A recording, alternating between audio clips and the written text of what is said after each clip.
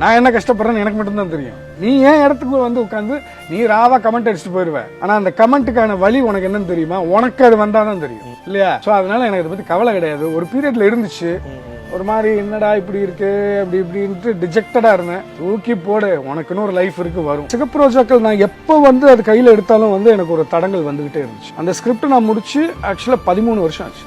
14 வருஷம் ஆச்சு. அது இன்னைக்கு ஃப்ரெஷ்.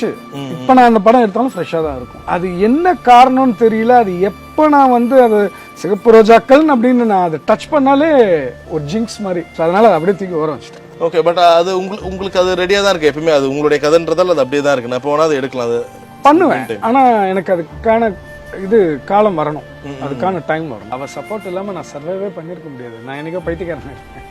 என்னன்னா என்னை நம்பி வந்த ஒரு ஜீவன் என் கஷ்டத்துல பங்கு எடுத்துக்கிட்டு என்னை விட அதிகமா கஷ்டப்பட்டு என்னை தேத்தி கொண்டு வந்து எல்லாம் சரியாயிடும் பாசிட்டிவா பேசி பேசி பேசி கொண்டு வந்த ஒரு ஜீவன் அது.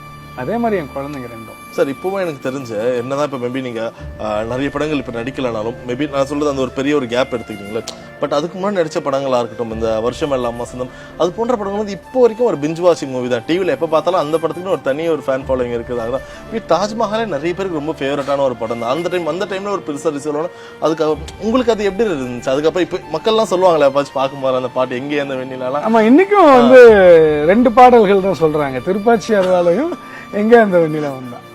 சோ அது பெருமையா தான் இருக்கு. ஃபேமிலி ஆடியன்ஸ் முன்னாடி எடுத்து நிறுத்துச்சுல அந்த படம். ஆமா, ஒரு ரெகக்னிஷன் கிடைக்குது இல்ல பப்ளிக்ல.